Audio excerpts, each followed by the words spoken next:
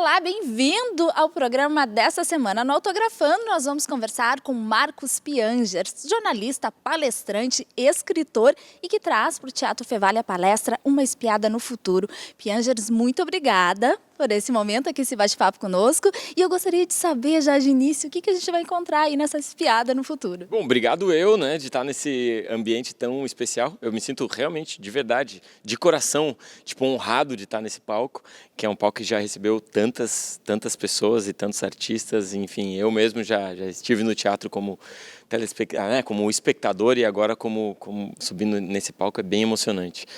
Eu vou falar sobre tecnologia, sobre inovação, sobre os estudos que eu faço já há algum tempo, trabalhando com comunicação relacionada a ferramentas tecnológicas de distribuição e produção de conteúdo, a democratização da produção de conteúdo que aconteceu nos últimos anos e que pegou de assalto as grandes indústrias que produzem conteúdo, os grandes controladores dessa área, todas as empresas, os controladores, aquelas empresas e marcas conhecidas e bilionárias que a gente se relaciona, foram muitas delas pegas de surpresa com a tecnologia, com as mudanças tecnológicas, e falar sobre isso é importante para que a gente não seja pego de surpresa na nossa profissão, com a nossa marca ou na nossa área de atuação, ou mesmo na nossa vida pessoal, Muitas vezes a gente vive a vida sem refletir sobre essas ferramentas tecnológicas que nos cercam, Eu tive uma experiência com a minha filha de ir na escola dela falar sobre a minha profissão,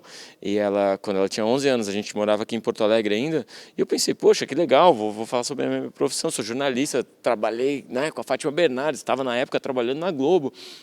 E eu cheguei lá e comecei a falar isso, e as crianças de 11 anos, nenhuma via Globo e nem sabiam quem era a Fátima. Então, naquele momento, eu fiquei tão impactado de perceber que as novas gerações têm outro referencial e têm outra relação com a produção de conteúdo, Então, acho que as pessoas, o mundo empresarial, as pessoas, como você disse na vida, no dia a dia, elas estão preparadas para esse futuro, para esse universo de inovação e mundo conectado, que ele já se torna presente, mas o que elas vão encontrar um pouquinho ali na frente? Bom, a importância de ter reflexões nesse sentido é essa, preparar as pessoas para um futuro em que provavelmente as profissões vão ser transformadas, A gente está acostumado com profissões muito estanques, com poucas opções, que a gente faz vestibular, e a gente passa no vestibular, e a gente se forma, e aí se convencionou que no momento que você se forma, você para de estudar, se você vai para o mercado de trabalho,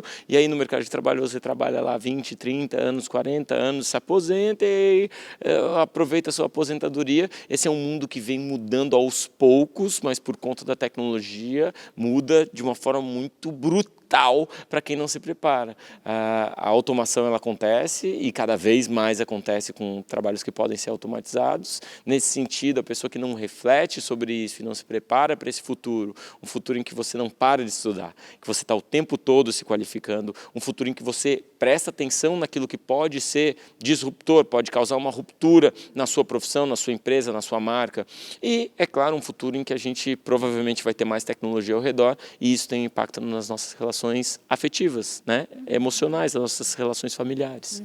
Piangers, você estava falando, tu é jornalista, tua formação é jornalismo, Atuou em rádio, em TV, enfim, trabalha nessa área. E de repente, não tão de repente talvez para ti, mas as pessoas se surpreendem aí com um novo rumo, que a tua carreira profissional toma, porque os teus números são surpreendentes, Vendagem de livros, palestras, visualizações das tuas redes sociais. Então, assim, em que momento tu percebeu que isso ia acontecer na tua vida mesmo e como que tu acabou se preparando para isso? Bom, vamos lá. Eu comecei a trabalhar com comunicação, desde muito cedo. Eu estava na faculdade ainda. E, como você disse, rádio, televisão, jornal e internet, muito internet, assim. Sempre foi o ambiente que eu me sentia mais confortável, porque eu percebia que era uma produção que você podia produzir, assim, era um ambiente que eu podia produzir conteúdo, testar esse conteúdo e distribuir esse conteúdo por minha conta, da forma como eu achava mais interessante. E quando a minha primeira filha nasceu, eu comecei a anotar tudo o que acontecia com a gente. E só 10 anos depois eu publiquei o livro. Então, Foi 10 anos 10 escrevendo, anos anotando, escrevendo, observando, refletindo. exato. E aprendendo com ela, né, com a Anitta. E depois veio a Aurora, e também é um outro aprendizado, né? Quem tem filhos, mais de um, sabe que cada um tem o seu jeito. É incrível, você pode dar a mesma educação e eles meio que têm uma visão de mundo particular, né? E aprendi tanto com elas. A gente lançou o livro. Sinceramente, não esperava tudo o que aconteceu. Era um livro que falava da minha relação com elas e eu esperava que fosse apenas uma fotografia da nossa família, daquele momento em que a gente viveu junto, aquele tempo. Eu tinha convicção de que o livro não ia ter muita vendagem, mas Sério? encontrou um público. Olha, Encontrou... muitos. É, Muitos públicos. muitos, e especialmente assim, acho que é a coisa mais legal, e que se fala pouco, né? Sem dúvida, os números são assim, me deixam também surpreendido, mas a coisa mais legal é a transformação das pessoas, é as pessoas me escrevendo dizendo, cara, isso me ajudou muito, isso mudou a minha vida, isso me aproximou da minha esposa, isso me aproximou dos meus filhos, isso me ajudou a ser um pai melhor. E quando eu recebo esse tipo de comentário, eu penso, beleza, é isso aí que é o importante, sabe? Às vezes a rede social, e eu, por trabalhar com tecnologia, sei bem disso, a rede social e as ferramentas tecnológicas, elas são construídas justamente para a gente se apegar à métrica, a gente se apegar a quantos milhões de pessoas foram impactados e quantos views e compartilhamentos. Mas se todos esses views e compartilhamentos acontecessem e a transformação não acontecesse, não ia valer nada, porque a dinâmica da rede social, ela está muito focada na métrica, mas o meu objetivo, o meu coração está muito focado na transformação, na aproximação familiar, né, das pessoas. E você dá palestras em vários lugares do mundo, já deu palestras em vários lugares do mundo. Tu consegue identificar um público diferente nesses lugares que tu vai? Eu digo com as inquietações, as perspectivas, as dúvidas, os conflitos, eles são os mesmos, eles são universais, ou tu consegue identificar algumas diferenças? Os conflitos são universais, sem dúvida, mas algumas culturas têm conflitos específicos. A cultura japonesa, por exemplo, eu já palestrei para um público japonês, e a cultura japonesa é muito rígida. E o homem tem uma pressão muito grande de ser o provedor da casa. E por conta dessa pressão, ele se distancia um pouco das sutilezas sentimentais, emocionais, afetuosas, que o homem poderia se entregar mais, né? E acho que aqui no Brasil a gente também tem essa característica. Boa parte do mundo a gente tem. Já, mas espero que ainda, sim, né? espero que sim. Mas no Japão é bem forte isso. Em contrapartida, em Portugal, quando eu palestrei para portugueses, é muito bonito ver que lá não tem, por exemplo, licença paternidade. A licença é parental. Então, no momento em que você apresenta a licença maternidade e paternidade juntas, você está também mostrando para a família que a responsabilidade é do casal e não só da mãe, né? Não é só uma licença maternidade como aqui no Brasil de 6 meses e uma licença paternidade de 5 dias ou 20 dias na melhor das hipóteses. Então, você está, através de uma regulamentação governamental, você está dizendo, pessoal, homem também participa e vocês dois juntos têm a responsabilidade sobre a criação dos filhos. Então, acho que cada cultura, cada país tem uma particularidade, mas as demandas são universais. E você encontrou um público masculino bem forte também, né? Eu acho que tem esse público masculino interessado na possibilidade de ser mais do que um pagador de contas. Isso é algo que é impressionante, a gente fala muito pouco sobre isso. A mulher, ela já teve uma libertação, sabe, dos movimentos feministas, já deu oportunidade para a mulher sair de casa, não ser só uma mãe, uma dona de casa, e está no mercado de trabalho, está conquistando seu espaço, e está se realizando além da relação com os filhos. Mas nós, homens, a gente fala muito pouco sobre a nossa realização além do escritório. A nossa realização, a nossa felicidade, a nossa plenitude fora do trabalho, da questão profissional, estritamente. Então, discutir essa possibilidade do homem que diz assim, não, cara, eu quero só cuidar da minha filha, eu quero largar o trabalho e cuidar da minha filha. Algo que as mulheres fazem mais, que o homem, se faz isso, imediatamente julgado e questionado, mas que é um caminho que, poxa vida, pode ser um caminho de realização para os homens, né? Claro. Então a gente está viajando o Brasil todo fazendo um documentário sobre paternidade, sobre essa nova capacidade do homem de ser mais participativo, mais ativo.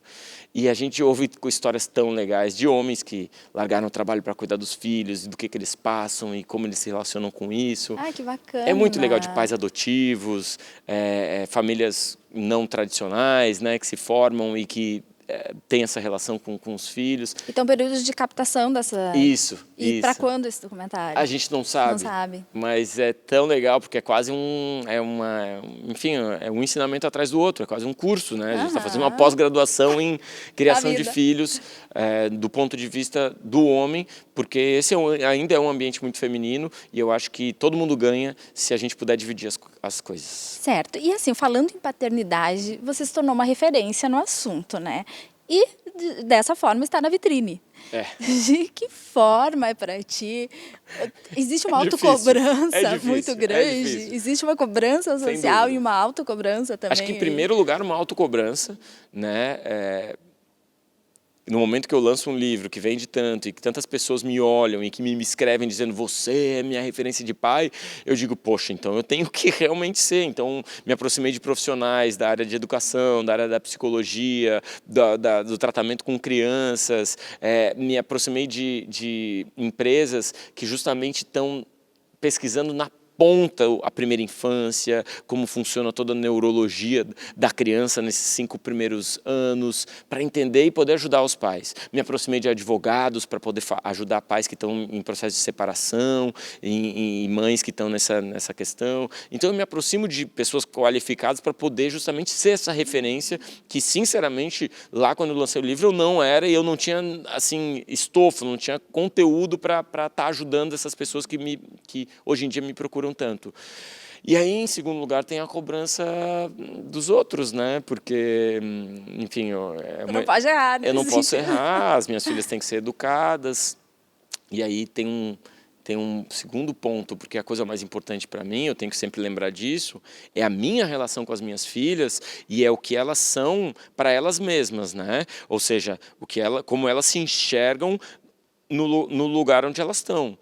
E eu não posso ficar preocupado com a opinião dos outros, com que os outros vão me achar um mau pai, se a minha filha não está se comportando, se ela tem uma demanda ali que precisa ser resolvida, né? Então, esse é um dilema também de dizer, não, peraí, cara, dane-se a opinião dos outros, agora é a hora de sentar no chão e conversar com a minha filha, explicar para ela porque que ela, sei lá, não pode estar chorando no meio do supermercado, pedindo bala, né? Porque acontece criança, com todo mundo. Né? E o que é mais difícil de colocar em prática quando o assunto é paternidade? Eu acho que é a capacidade de estar onde a gente está, de prestar atenção realmente onde a gente está. Por conta da correria do dia a dia, do trabalho, das viagens, da tecnologia, a gente costuma estar sempre em outro lugar. A gente está sempre resolvendo aqui uma questão da aula, que daqui a pouquinho eu vou estar ali, e a palestra, e a gente não está aqui, concentrado, focado nisso. E com os filhos acontece a mesma coisa. E esse é o principal dos pecados do pai. Porque o filho está apresentando sinais das demandas que ele tem. E o pai está no celular, ou está na correria, ou liga um WhatsApp, um YouTube, ou liga um Netflix e deixa o filho ali na frente da tecnologia para justamente se livrar um pouco e poder... E aí ele está perdendo a chance de justamente formar o filho em plenitude, né? De aproveitar aquele tempo que eles têm juntos para formar um filho com afeto e limites. Um ser humano completo, que tenha limites, que entenda o mundo ao redor, que respeite os outros e que também receba afeto e carinho e que continue tendo com o pai para o resto da vida um canal de comunicação. Então isso só se conquista com o tempo, com dedicação e com atenção. Não adianta tempo junto, passei a final de semana com meu filho, mas eu estava no celular e ele no videogame. Né, do que se faz. Piangeres, então, aí referência, como a gente falou, em paternidade, um assunto paternidade, conexão, futuro, né, inovação.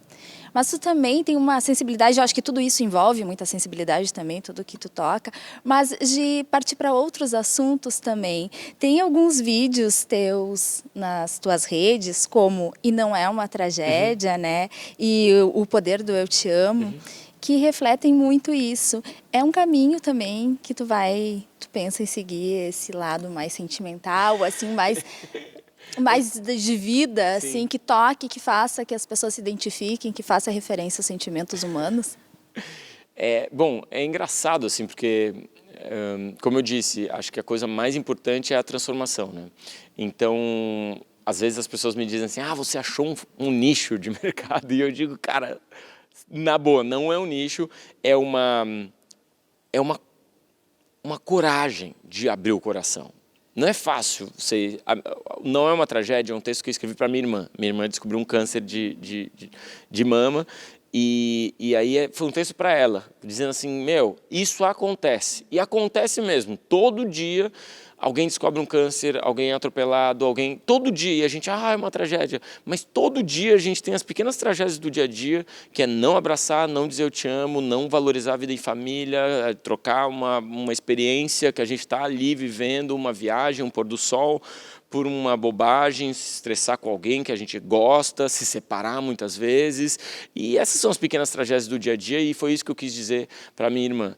E aí, quando eu publiquei isso, as pessoas se identificaram e começaram a se mandar pelo WhatsApp entre elas. Então, não tem aí um planejamento, sabe, de conteúdo, quem sabe ir por esse caminho. São emoções que eu tenho e que eu anoto e que depois eu desenvolvo e que eu aperto o botão publicar com muito medo das pessoas não entenderem. Quantas vezes eu publiquei um vídeo e depois eu pensei, cara, vou apagar, tô com medo que as pessoas sejam desrespeitosas, sejam grosseiras.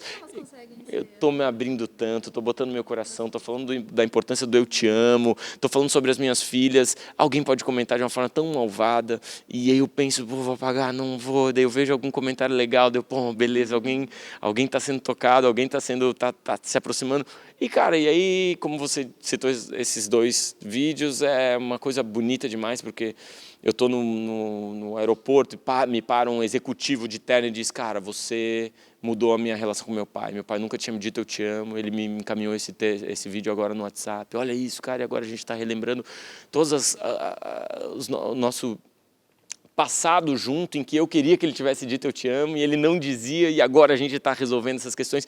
Então, essas histórias, assim, já para mim, que bom, velho. Sabe, eu acho que tem, sim, gente que vê aquilo e diz assim, putz, que coisa ridícula. E, num certo sentido, eu talvez, em algum momento da minha vida, olhasse aquele vídeo e diria, poxa, esse cara tá muito, sei lá, sentimentaloide. Ao mesmo tempo, essa é uma história que já pagou a conta, sabe? Já diz assim, beleza, mano, você acha que é sentimentaloide? Beleza, mas tem um cara que está mais perto do pai, tem um pai que está mais perto do filho, tem uma família que está mais unida. E no caso do Poder do Eu Te Amo, isso foi tão forte que a gente transformou em livro. Então agora o texto, O Poder do Eu Te Amo, foi transformado de forma gráfica em um livro para você que tem dificuldade para falar, dar um objeto e aquele objeto ser quase que eternizado na sua estante, no seu quarto, para você abrir, ler de novo e se lembrar da importância de estar se expressando para as pessoas que você realmente gosta. Que legal, parabéns por todo esse seu trabalho. Desejo muito que você continue tocando as pessoas. Obrigado, e provocando transformações nas vidas das pessoas, né? Espero que sim, espero que sejam mais vozes, né? Mais pessoas, mais pais e mais mães e filhos celebrando essa capacidade que a gente tem de celebrar o amor. A gente vive uma época muito cínica, que a gente muitas vezes tem orgulho de não expressar os sentimentos, de não celebrar a vida em família, a vida dos amigos, e ostentar consumo, e acho que tem coisas mais importantes e mais bonitas na vida. Com certeza. Obrigada, Fianges. Obrigado. E eu não posso terminar sem te pedir um autógrafo para o programa. Vamos lá? Obrigada.